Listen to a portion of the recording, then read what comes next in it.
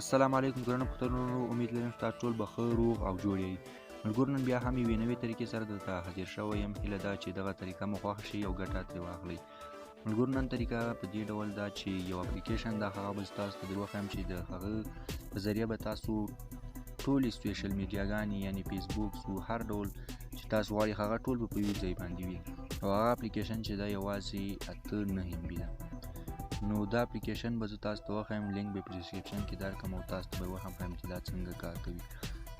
نو دا اپلیکیشن دا د سوشل میډیا په نام باندې چې د ډسکرپشن څخه تاسو ډاونلوډ کولی شئ او په پلی سټور کې هم سرچ کولی شئ. نو دا اپلیکیشن چې تاسو کله خلاص کړئ، په دې کې ټولې سوشل میډیاګانې راځي. هر یو چې تاسو خوښوئ دلته یوازې کلیک پرې کوئ او ننوځئ. دا وګورئ دوستانو، څومره هر ډول سوشل میډیاګانې، ټیک ټاک سو، انسټاګرام سو، جیمیل، یوټیوب، بلاګر، اډمو، په همداشان نور ډیر هر یو چې تاسو په کار راځي، په دې کې تاسو په اسانۍ سره کولی شئ چې استعمال کړئ. استعمال طریقه یې دا ده چې یوازې په دې کلیک وکړئ او همدې ځای کې تاسو کاروئ. دا وګورئ ملګرو، ډیر په زړه پورې اپلیکیشن ده چې تاسو به هم اړتیا ورته پېښېږي. نو دا اپلیکیشن ضرور درسره انسټال کړئ تر څو ګټه ترې واخلئ. دوستانو، دا وګورئ کرکین پو، هر ډول چې تاسو هر څه پکې غواړئ هغه شته. نو دا اپلیکیشن ضرور له ځان سره انسټال کړئ تر څو تاسو ټولې سوشل میډیاګانې چې کوم وخت کې اړتیا ورته پېښېږي، نو تاسو کولی شئ چې په اسانۍ سره په دې ځای کې وګورئ. دا وګورئ ملګرو، زه تاسو ته ټول ښیم چې دغه کې څومره سوشل میډیاګانې دي. دا کتلی شئ دوستانو، سکایپ، فایور، همداشان ډیر. یعنې په دې کې دوستانو داسې یو کومه سوشل میډیا به نه وي پاتې شوې چې تاسو هغه ته اړتیا پېښه شي او تاسو دې کې پیدا نه کړئ. نو په دې کې ټول هر سوشل میډیا یا هر پروګرام یا کرکین پوسټ یا فوټبال په کوم څه کې تاسو ګورئ، نو هغه ټول په دې کې موجود دي. دا درسره انسټال کړئ او ګټه ترې واخلئ.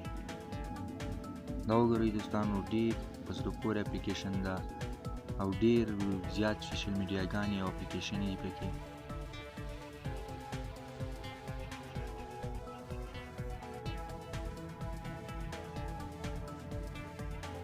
دا وګورئ دوستانو، نو دا اپلیکیشن چې دې کې دومره سوشل میډیاګانې دي، او که تاسې مثلا اوس غواړئ چې یو څه استعمال کړئ، نو هغه مثلا زه اوس اډسنس کلیک کوم. د اډسنس به تاسو داسې کلیک کړئ، دا پورته تاسو کتلی شئ خانه روانه ده او تاسو ته به د اپلیکیشن راواوړي.